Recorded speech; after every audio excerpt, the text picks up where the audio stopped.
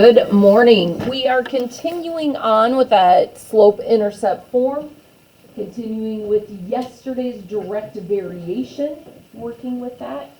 So today we are doing CO59. I can find an equation of direct variation given one exists. So let's fill in what we remember from yesterday, from that CO58. Every equation with a direct in variation is going to be in what form? Who remembers? What does our slope-intercept form look like? David? Y equals mx. Yeah, it's just y equals mx. We don't have to put the plus b, because when we work it out, that y-intercept is always going to be a 0. So that with the direct variation, it's just y equals mx. Next one says the constant of variation, or the slope, the m, is found by doing what? Fallon? Y divided by x. Yeah. Y divided by x, which remember can look like that fraction, y over x. So you can keep it in that fraction form. You don't have to deal with changing stuff into decimals. You can just put it in those fractions that we know how to work with. So this information can be used not only to write an equation with direct variation, but also use that equation to solve for an unknown. Remember, using those opposite operations if we need to. We fill in what we know, we solve for what we don't know. So let's look at our example here. Brian's pay, Y, varies directly with the number of hours he works, X. So whatever it is that we say that is going to vary directly with something else, it's always Y varies directly with X. This is important to note, because not all word problems are going to tell us what the Y is and what the X is. So you're going to want to go through those word problems and decide what's my Y, what's my X, so we know what numbers to fill in. So it's always Y varies directly with the X. Whether or not they tell us it's the Y and the X, or we have to fill it in. Y varies directly with X. If he earns $282.75 for working 39 hours, how many hours did he work to earn $195.75? So we know our Y is his pay, and our X is the number of hours he worked. So that's what our first sentence is telling us. What is going to be the Y, what is going to be the X? The next sentence, we have to decide our numbers. What do we put in for the Y, and what do we put in for the X? So if he earns $282.75, is that money going to be my Y or my X? Christina? The Y. Brian's pay is my Y, so I'm going to label it. He works 39 hours. Is that 39 my Y or my X, David? X. The X, number of hours, is my X. So I'm going to label it. So I make sure I'm putting it in the right place. How many hours did he work to earn $195? Okay. So we've got our first part. We know our Y and our X. So what is the constant of variation? How do I find that? Constant of variation. How do I find it? Robbie? Divide 175 divided by Yeah, because we know that constant of variation is Y divided by X. $282.75 divided by 39. What does it equal? Hadley? So usually, I say keep it as a fraction. Now we're getting into the complicated numbers. So now we can put it as the decimal. Okay, so you can use our decimal here. So our constant of variation, that slope, is 7.25. So now what is the equation in slope-intercept form? Who can tell it to me? Graham? Y equals 7.25x. Y equals 7.25x. So this is one of those cases where we're not technically learning anything new. We're just using what we already know to answer these questions. So now number 3 says plug in the known Y, how much he earned, that value of $195.75, and solve for the unknown X. We want to know how many hours he works.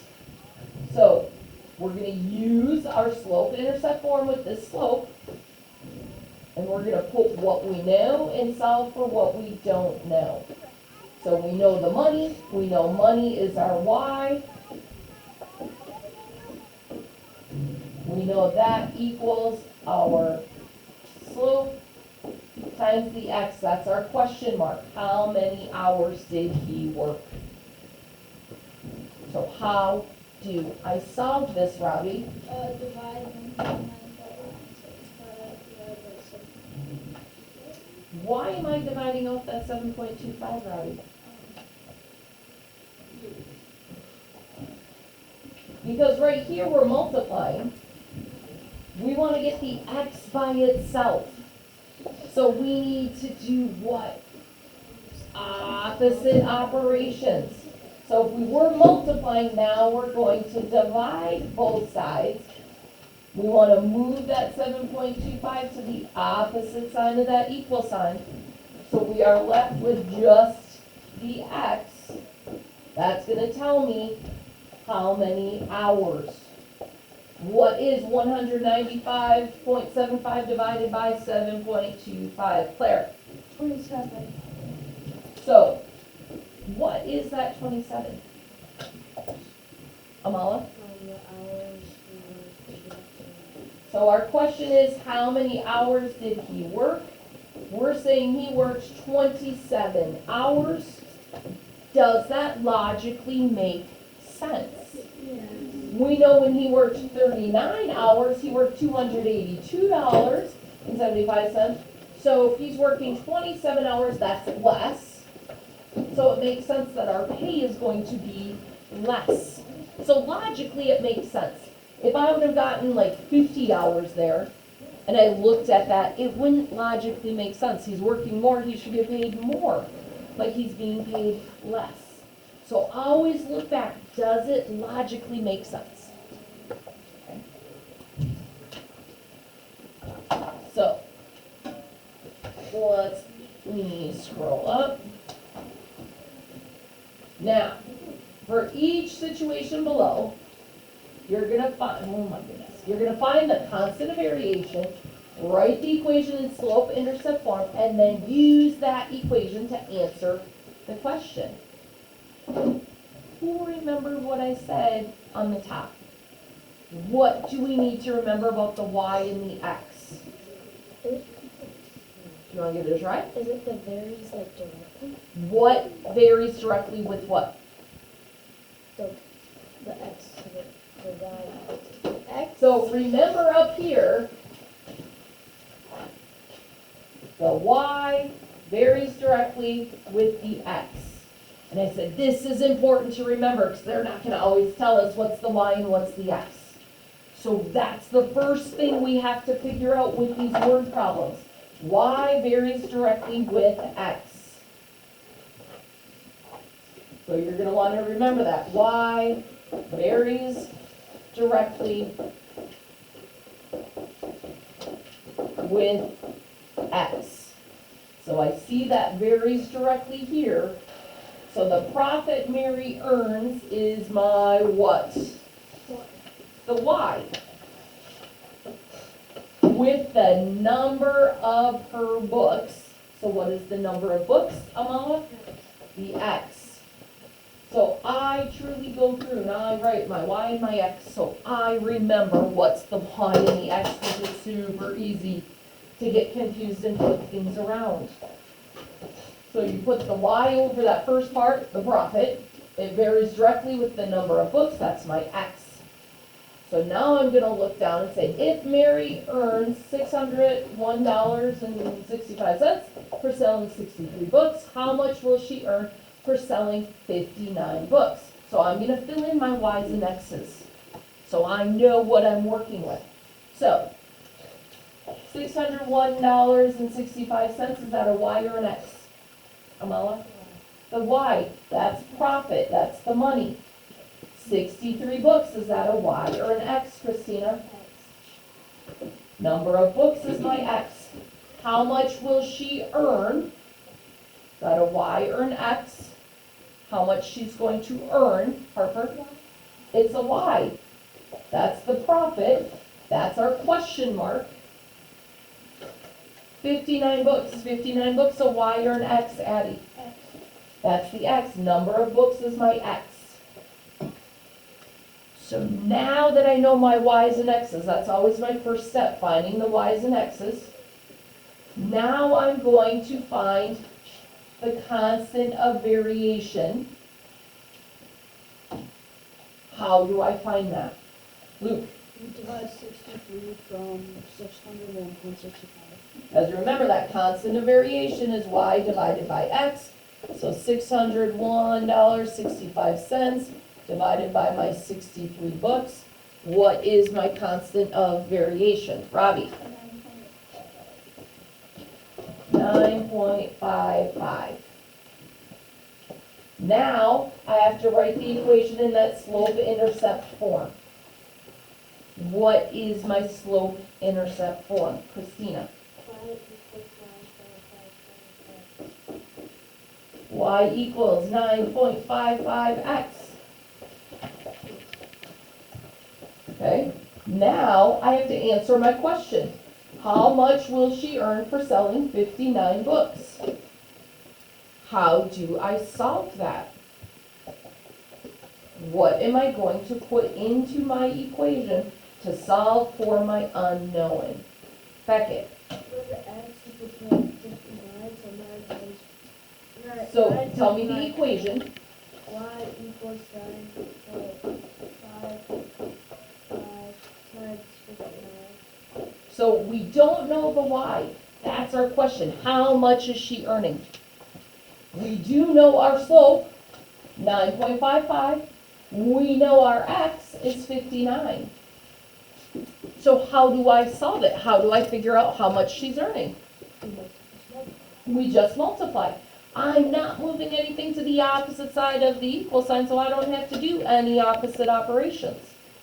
When we know the X, it's the easiest. We just straight up multiply our constant of variation with our X. So, how much does she earn? Luke? 163.45.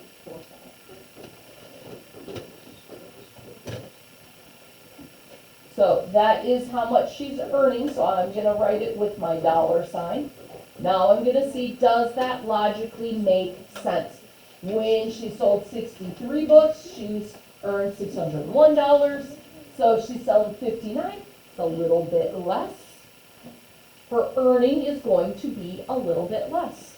563 to 601, yeah, that logically makes sense. She sold a little less, so she earned a little less. So that tells me I was on the right track. If I get some crazy number in there, and you go, ooh, that doesn't make sense, that tells me I might have mixed up my X's and Y's. Okay. Show me your thumbs, how are you feeling? Let's do one more together. Okay. The distance Carl travels in a day varies directly with the number of hours he drives. If he travels 270 miles in 6 hours, how far will he travel in 15 hours at the same speed? I read something like that and I go, oh my goodness, it's all swimming. But I need to remember, break it down step by step. What's my first step? Christina, find my x and y's. So what am I gonna put as my x? What am I gonna put as my y? Who can walk me through how to label it? Fallon. The distance is y. The distance is y because that varies directly with what? The s test. Which is Hours he drive. the number of hours. Okay, so that's my first thing. Now I look at my next sentence and I need to put in my y's and my x's. If he travels 270 miles in 6 hours, how far will he travel in 15 hours at the same speed? Where do I put my y's and my x's? You gonna give it a try, Robbie? For y, you can put 275. Yep, distance, miles is y. 6 hours is s. Yep, the number of hours. And 15 hours is s. And I need one more y. So How far will he travel is my y. That is my question. Okay, so that here, the question is my y. What's my next step? Parker. 270 divided by 6, because remember, I need to find that slope, that constant of variation. What is 270 divided by 6, Michael? 45. What is my next step? Fallon, Make the equation. which would be what? Y equals 45x. Y equals 45x. Now what do I do? Hadley, Y equals 45 times 16. our question mark is our y. We know our slope is 45. We know our x is 15. So what do I do now? Natalie? You just multiply them. Which would be what? Y equals what? 675. 675. What is 675? Christina? Yeah, how far will he travel? 675 miles. Now I need to see, does that logically make sense? So when he drove 6 hours, he went 270 miles. We're more than doubling that. So I know his miles need to be more than double 270. Because I know 270, 250 is going to be 500, so I know it's going to be more than that. 675 logically makes sense to me. It's more than double. How are we feeling? Show me your thumbs. Okay, it seems confusing at first, but when you break it down to step by step by step, and then fill in what we know, it makes it a whole lot easier. Every year I have friends that say, I don't need to label my Y's and X's, I know it. And then what happens on the test?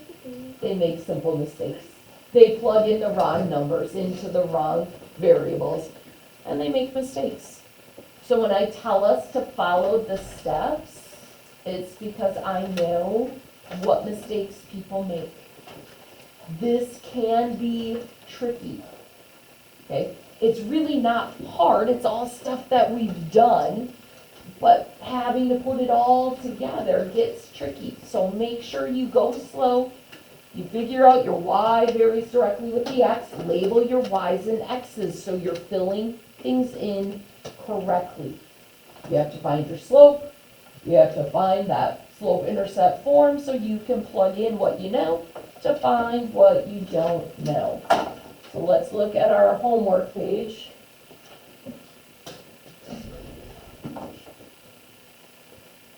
Same thing for each situation below. Find the constant of variation, write the equation in slope-intercept form, and use the equation to answer the question. Then go back and say, does my answer logically make sense? Okay, always ask yourself that. That's going to clue you in to if you plugged in numbers in the wrong place.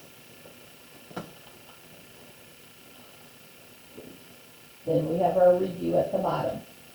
So you've got 4 questions. They're not always easy peasy simple. Sometimes we have to think about it. Okay, so just really think about your sex. Any questions? If you're watching this at home, I hope you are well. I hope to see you soon. Have a wonderful day.